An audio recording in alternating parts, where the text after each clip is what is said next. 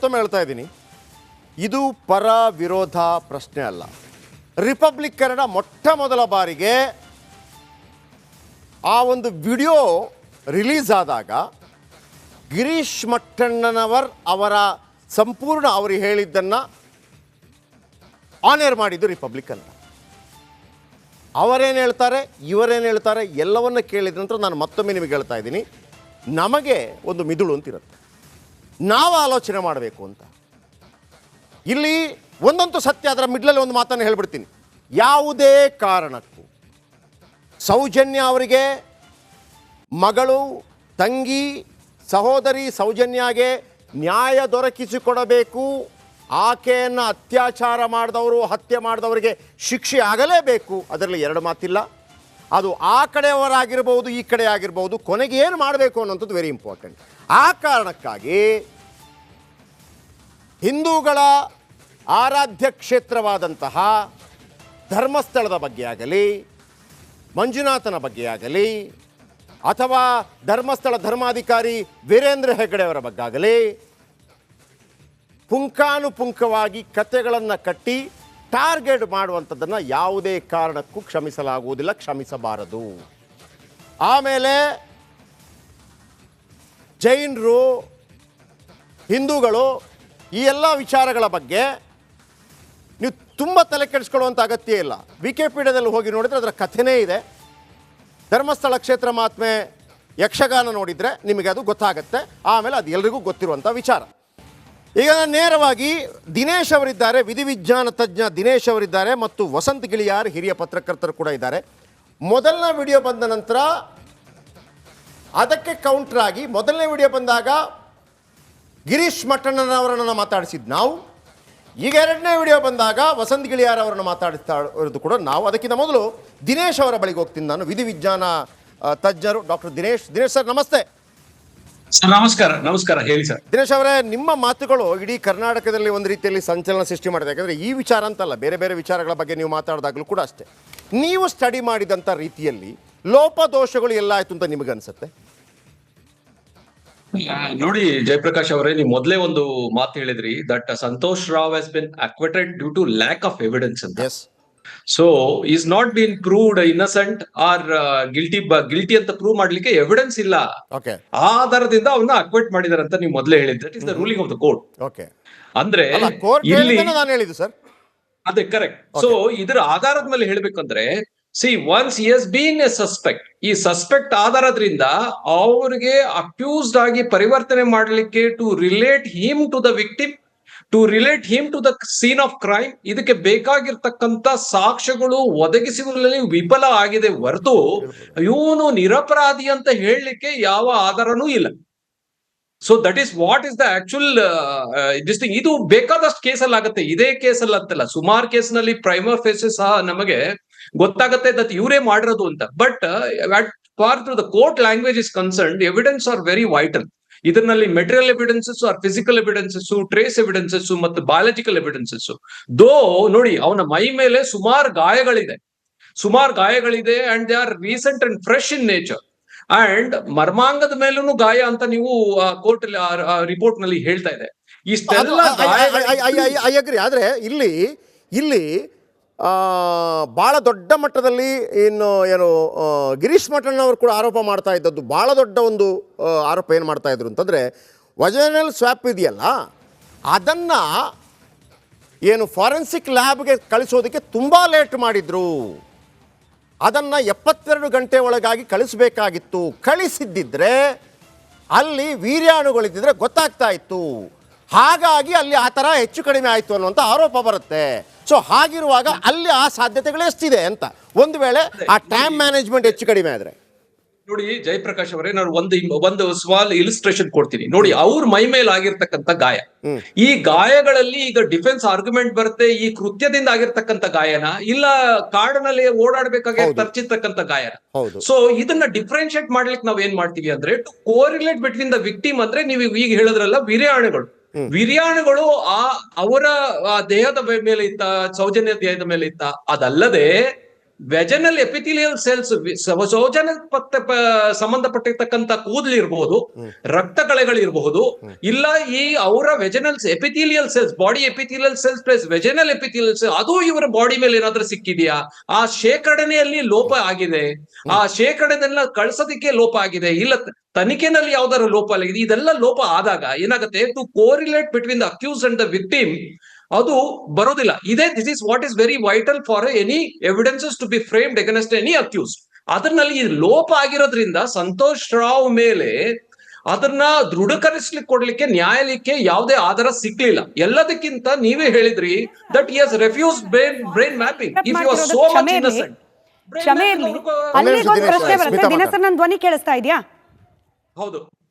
ಅಲ್ಲಿಗೊಂದು ಪ್ರಶ್ನೆ ಬರುತ್ತೆ, ಇಷ್ಟುವರೆಗೆ ಆಗಿದ್ದಾಯ್ತು, ಈಗ ರೀಓಪನ್ ಆಗ್ಲಿ ಕೇಸು ಅಂತ ಹೇಳಿ, ಆಗ್ಲೇನೆ ಸಾಕ್ಷ್ಯಾಧಾರಗಳು ಸಿಕ್ಕಿಲ್ಲ, ಈ ಕೇಸ್ ರೀಓಪನ್ ಆದ್ರೆ ಸಾಧ್ಯನಾ ಸಾಕ್ಷ್ಯಾಧಾರಗಳನ್ನ ಕಲೆ ಹಾಕ್ಲಿಕ್ಕೆ? ಅಲ್ಲಿಗೆ ಬ್ರೈನ್ ಮ್ಯಾಪಿಂಗ್ ಅಂತ ಹೇಳಿ ಒಂದು ಬರುತ್ತೆ. ಬ್ರೈನ್ ಮ್ಯಾಪಿಂಗಿಗೆ ಈವರೆಗೂ ಒಳಪಟ್ಟಿಲ್ಲ ಆರೋಪಿ ಆಗಿದ್ದ ಸಂತೋಷ್ ರಾವು, ಈಗ ಮಾಡಿಬಿಟ್ರೆ ಈ ಪ್ರಕರಣಕ್ಕೊಂದು ಇತಿಶ್ರೀ ಹಾಡುವಂತಹ ಸಾಕ್ಷ್ಯಾಧಾರಗಳು ಸಿಗುತ್ತಾ ಅಂತ ಹೇಳಿ. ನೋಡಿ, ಒಂದು ದಿ ಎವಿಡೆನ್ಸಸ್, ಈಗ we call it as A review of the case. Reinvestigation ಅನ್ನೋದು ತಪ್ಪು ಪದ ಆಗುತ್ತೆ. ರಿವ್ಯೂ ಆಫ್ ದ ಕೇಸ್ ಅನ್ನೋದು ಸಾಧ್ಯತೆ ಇದೆ. ರೀಇನ್ವೆಸ್ಟಿಗೇಷನ್ ಯಾಕೆ ಸಾಧ್ಯ ಇಲ್ಲ ಅಂದ್ರೆ, majority of the biological evidences ಎಲ್ಲ ದೇ ವುಡ್ ಹ್ಯಾವ್ ಲಾಸ್ಟ್, ಮೊದಲೇ ಇರ್ಲಿಲ್ಲ. ಯಾವ್ದಿದೆ ಅದು also that would have decimated ಅಂತೀವಿ ನಾವು. ಸೊ ಆ ಪರಿಸ್ಥಿತಿನಲ್ಲಿ reinvestigation may be a very difficult task or it is a disastrous task, but examination or review of the case is possible. ಆಮೇಲೆ ಇನ್ನೊಂದು, ಯಾವಾಗ ಅವರು ಸಮ್ಮತಿ ಕೊಡ್ಲಿಲ್ಲ ಬ್ರೈನ್ ಮ್ಯಾಪಿಂಗ್, ಈಗ ಅವ್ರು ಕೊಡ್ಬೋದು. See, brain mapping is nothing but, ನಾವು ಪೆಂಟಟಾಲ್ ಸೋಡಿಯಂ ಅನ್ನೋದು ಒಂದು ಡ್ರಗ್ ಇನ್ಫ್ಯೂಸ್ ಮಾಡಿ ಅದನ್ನ will take him to a stage of trance or a semi conscious state ನಲ್ಲಿ, ದೆನ್ ಸರ್ಟನ್ ಕ್ವಶನೇರ್ಸ್ ಪ್ಲಸ್ ಅದನ್ನ ತಕೊಂಡು ಪ್ಲಸ್ ಅವ್ರನಲ್ಲಿ ಇರ್ತಕ್ಕಂತ ಕೆಲವು ಫೋಟೋಗ್ರಾಫ್ಸ್, ಸೀನ್ ಆಫ್ ಕ್ರೈಮ್ದು, ಸೌಜನ್ಯ ಅಥವಾ ಫೋಟೋಗ್ರಾಫ್ಸ್ ನೋಡಿದಾಗ ಆ ಮೆದುಳಿನಲ್ಲಿ ಆಗಿರ್ತಕ್ಕಂಥ ಬದಲಾವಣೆಗಳು, P300 ವೇವ್ಸ್ ಅಂತೀವಿ ನಾವು, ಅದನ್ನ ರೆಕಾರ್ಡ್ ಆಗುತ್ತೆ ಗ್ರಾಫ್ ನಲ್ಲಿ. ಯಾವಾಗ ಇವ್ರು ಏನಾದ್ರು ಆ ಕೃತ್ಯಕ್ಕೆ ಏನಾದ್ರು ಭಾಗಿಯಾಗಿದ್ರೆ ಆ P300 ವೇವ್ಸ್ ಆ ಗ್ರಾಫ್ ನಲ್ಲಿ ರಿಫ್ಲೆಕ್ಟ್ ಆಗುತ್ತೆ. That indicates that he is guilty of the crime, that corroborates the possibility of he being the accused. So ee tara ನಾವು ಈ ತನಿಖೆಯಲ್ಲಿ ಹೆಲ್ಪ್ ಆಗುತ್ತೆ. I think he should subject himself. ನನಗೆ ಒಂದು doubt doctor, ನಾನೊಂದು ಪ್ರಶ್ನೆ ಕೇಳ್ತೀನಿ. ಈಗ ಈ ಪ್ರಕರಣ ಹೊರತುಪಡಿಸಿ ಎಷ್ಟೆಲ್ಲ ಇಂಥದ್ದಾಗಿದೆ ಅಂತ ನನಗೊಂದು ಬೇಕು. ಈಗ ನಾನು ಬೆಂಗಳೂರು ವಿಚಾರ ಹೇಳಿದೆ, 100 ಮರ್ಡರ್ಗಳ ಪೈಕಿ 70 ಮರ್ಡರ್ಗಳು ಹೇಗೆ ಮಾಡಿದ್ದಾರೆ, ಏನು ಮಾಡಿದ್ದಾರೆ ಅಂತೇಳಿ ಗೊತ್ತೇ ಆಗಿಲ್ಲ, ಖುಲಾಸೆ ಆಗಿದ್ದಾರೆ ಅಂತ. ಈಗ ಒಂದು ರೇಪ್ ಆ್ಯಂಡ್ ಮರ್ಡರ್ ಆಗಿದೆ ಅಂತ ಇದು ಬಿಟ್ಟು ಹಾಕಿದ್ದಾರೆ. ಒಂದು ಬೇರೆ ಉದಾಹರಣೆ ಹೇಳಿ, ಒಂದು ರೇಪ್ ಆ್ಯಂಡ್ ಮರ್ಡರ್ ಆಗಿದೆ, ಆದರೆ ಯಾವುದೇ ಕಾರಣಕ್ಕೂ ಕೂಡ ಸಾಕ್ಷ್ಯಾಧಾರಗಳು ಸಿಗ್ತಾ ಇಲ್ಲ, ಬೇರೆ ಬೇರೆ ಕಾರಣಗಳಿಗಾಗಿ. ಹಾಗಾಗಿ ಶಿಕ್ಷೆ ಆಗದೆ ಖುಲಾಸೆಯಾಗಿ ಹೋದಂಥ ಎಷ್ಟು ಘಟನಾವಳಿಗಳು ನಡೆದಿರ್ಬೋದು ಸರ್ ನಿಮ್ಮ ಒಂದು ಅಂದಾಜು ಪ್ರಕಾರ? ನಮಗೆ ಅಂತ nearly 70% of the cases acquittal ಆಗುತ್ತೆ ಜಯಪ್ರಕಾಶ್ ಅವರೇ. ಇದು ಒಂದು ಸತ್ಯ. ಆಮೇಲೆ ಇದ್ರ ಬಗ್ಗೆ ನಾನು ರಿಸರ್ಚ್ ಪಬ್ಲಿಕೇಶನ್ ಸಹ ಕೊಟ್ಟಿದ್ದೀನಿ. Majority of the sexual assaults, because of lack of evidence. Nodi, the correlation between the accused and especially sexual assault involving death, sexual assaults per se, statement of the victim is sufficient, but idernalli death agidrinda our state. Right, Dinesh sir, if you can hear me, Dinesh sir. Howd heli.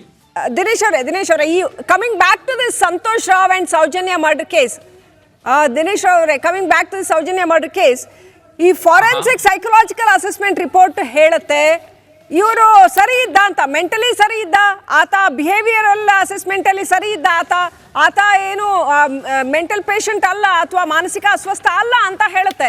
ಅಷ್ಟೇ ಅಲ್ಲ, ಆತ deceptive ಇದ್ದ ಅಂತ ಹೇಳುತ್ತೆ. In his statements he was deceptive and also he appears to have involvement in this rape ಅಂತ ಹೇಳುತ್ತೆ. ಅಂದ್ರೆ ಇದು ಬಹಳ ಕ್ಲಿಯರ್ ಆಗಿ ಇದು ಆತನ ನಡವಳಿಕೆಯ ಕುರಿತಾಗಿ ಕ್ಲಿಯರ್ ಆಗಿ ಸ್ಟೇಟ್ಮೆಂಟ್ ಕೊಟ್ಟಂಗೆ ಅಲ್ವಾ ಅಲ್ಲಿಗೆ? ಇಲ್ಲ, ಡೆಫಿನೆಟ್ಲಿ ಇದರಲ್ಲಿ 2 ಅಂಶಗಳು. ಒಂದು, ಜನ ಏನ್ ಹೇಳ್ತಿದ್ರು ಇವನು ಮಾನಸಿಕ ಅಸ್ವಸ್ಥ ಇದ್ದಾನೆ ಅನ್ನೋದು ಅದು ಸುಳ್ಳು, based on this psychological evaluation. ಆಮೇಲೆ ಎರಡನೇದು, he was aware of what he was doing, that means he has got the knowledge of crime. ಅದೊಂದು, that's a very good element for prosecution. But only thing is what they have failed is gathering the evidence or collecting the evidence ನಲ್ಲಿ failure ಆಗಿದೆ. ಅದನ್ನ establishment ಮಾಡ್ಲಿಕ್ಕೆ ಆಗ್ತಾ ಇಲ್ಲ. Though they have a suspect but they can't establish the crime. ಇದೊಂದೇ case ಅಲ್ಲ, ಬೇಕಾದಷ್ಟು case ನಲ್ಲಿ ನೋಡಿದೀನಿ. ಇನ್ವೆಸ್ಟಿಗೇಷನ್ ಲೋಪದಲ್ಲಿ ಈ ತರ ಆಗೋದು ನನಗೆ ಗೊತ್ತಿರೋ ಹಾಗೆ thousands of crimes which I have done and thousands of ಡೆಪಾಸಿಷನ್ಸ್ in the court. That ಇದೇ ಒಂದು ಮೇಜರ್ ಕಾರಣ. ದಿ ಚೈನ್ ಆಫ್ ಎವಿಡೆನ್ಸ್ ಅಂತ ಚೈನ್ ಆಫ್ ಕಸ್ಟಡಿ ಅಂತ ಹೇಳ್ತೀವಿ, plus the collection of evidences, the preservation, sampling, ಇದರಲ್ಲಿ ಮೇಲೆ ಟೆಕ್ನಿಕ್ ಆಫ್ ಎಕ್ಸಾಮಿನೇಷನ್, ಇದರಲ್ಲಿ ಬೇಕಾದಷ್ಟು ಕೇಸು ಬೀಳೋದು ಸಹಜ. ಇದರಲ್ಲಿ court I think they want to prove him, punish him, but they don't have an evidence to support it because of failure in the collection or preservation or transportation of the evidence or so-called chain of custody. Dinesh sir, sorry for interrupting sir. ಈಗ ಆ ಸಂತೋಷ್ ರಾವ್ ಆತನ ದೇಹದ ಮೇಲೆ 17 ಹಸಿ ಗಾಯಗಳಿತ್ತು ಅನ್ನೋದು ವರದಿ ಇದೆ, ಆ ಫೊರೆನ್ಸಿಕ್ ರಿಪೋರ್ಟ್ನಲ್ಲಿದೆ. ಆ ಗಾಯದ ಒಂದಿಷ್ಟು ವರದಿಯನ್ನು ನೋಡಿದಾಗ ಈತನೇ ಮಾಡಿದ್ದಾನೆ ಅಥವಾ ಈತ ಮಾಡಿರಬಹುದು ಅನ್ನೋಷ್ಟು ಪ್ರೂವ್ ಮಾಡುವಂಥ ಸಾಕ್ಷಿ ನಮಗೆ ಸಿಕ್ಕಂಗೆ ಯಾಕೆ ಇದಿಷ್ಟೊಂದು ಎಳ್ಕೊಂಡು ಹೋಗ್ತಾ ಇದೆ? ಆತ ಅಲ್ಲ ಆ ಥರ ಹೌದು ಅನ್ನೋದಾದ್ರೆ ಯಾಕೆ ಇಷ್ಟೊಂದು ನಮಗೆ ಟ್ರಾಜಿಡಿ ತರ ಅನಿಸ್ತಾ ಇದೆ? ದಿ ಪ್ರೆಸೆನ್ಸ್ ಆಫ್ ಇಂಜುರೀಸ್, ನಾನು ಮೊದಲೇ ಹೇಳಿದಾಗೆ ಅವರ ದೇಹದ ಮೇಲೆ ಇರ್ತಕ್ಕಂಥ ಗಾಯಗಳು ಈ ಕೇಸ್ ನಲ್ಲಿ ಆಗಿರಬಹುದು ಅಂತ ಹೆಲ್ಪ್ ಆಗುತ್ತೆ ಅಷ್ಟೇ ಹೊರತು ಆಗಿದೆ ಅಂತ ಹೇಳಲಿಕ್ಕೆ ಯಾವಾಗ ಅಂದ್ರೆ ಈ ಗಾಯ ಬೇರೆ ರೀತಿಯಿಂದ ಆಗ್ಬೋದಾ ಅಂತ ಹೇಳಿದ್ರೆ ದಟ್ ಇಸ್ ಸಾಧ್ಯತೆ ಇದೆ. ಇದೇ ರೀತಿ ಈ ಅಪರಾಧದಿಂದ ಸದ್ಯ ಅದು ಸಾಧ್ಯತೆ ಇದೆ. But ought to correlate based on other evidences, ನಾನು ಮೊದಲೇ ಹೇಳಿದಾಗೆ ಸೌಜನ್ಯ ಉಗುರ್ನಲ್ಲಿ ಏನಾದ್ರೂ ಇವನ DNA ಅವ್ರ ಪರಿಚಿತಾಗ ಆಗಿರ್ತಕ್ಕಂಥ DNA ಗಳು ಕಲೆಕ್ಟ್ ಮಾಡಿದಾರ, ಇಲ್ಲ ಇವ್ರು ಸೌಜನ್ಯ ಕೂದಲು ಅವನ ಬಟ್ಟೆ ಮೇಲೆ ಸಿಕ್ಕಿದ್ಯಾ, ಇಲ್ಲ ಸೌಜನ್ಯದ ರಕ್ತ ಅವನ ಬಾಡಿ ಮೇಲೆ ಸಿಕ್ಕಿದ್ಯಾ, ಇಲ್ಲ ಅವನ ಬಟ್ಟೆ ಮೇಲೆ ಸಿಕ್ಕಿದ್ಯಾ, ಇಲ್ಲ ಸೌಜನ್ಯದ ವೆಜನಲ್ ಎಪಿಥಿಲಿಯಲ್ ಸೆಲ್ಸ್ ಆಗ್ಲಿ, ಈವನ್ ಬಾಡಿ ಎಪಿಥಿಲಿಯಲ್ ಸೆಲ್ಸ್ ಅವನ ಅಂಗಗಳ ಅವನ ಬಟ್ಟೆಗಳ ಮೇಲೆ ಸಿಕ್ಕಿದ್ಯಾ, ಅದು ಕೋರಿಲೇಟ್ ಆದಾಗ ಮಾತ್ರ. ಬರೇ ಗಾಯದಿಂದ ಇವನೇ ಇನ್ವಾಲ್ವ್ ಆಗಿದೆ ಅಂತ ಹೇಳೋದು ಅಸಾಧ್ಯ. That is what is the court is feeling the deficiency or the failure ಆಗ್ತಾ ಇರೋದು ಅದ್ರಲ್ಲೇ. Right, thank you so much Dinesh sir. ಎಷ್ಟೊತ್ತವರೆಗೂ ಒಂದಷ್ಟು ಬೇಸಿಕ್ ಪ್ರಶ್ನೆಗಳಿತ್ತು ಈ ಪ್ರಕರಣದ ತನಿಖೆ ರಿಲೇಟೆಡ್ ಆಗಿ, ಅದಕ್ಕೊಂದಷ್ಟು ಉತ್ತರವನ್ನ ಕೊಟ್ಟಿದ್ದೀರಿ. Thank you so much.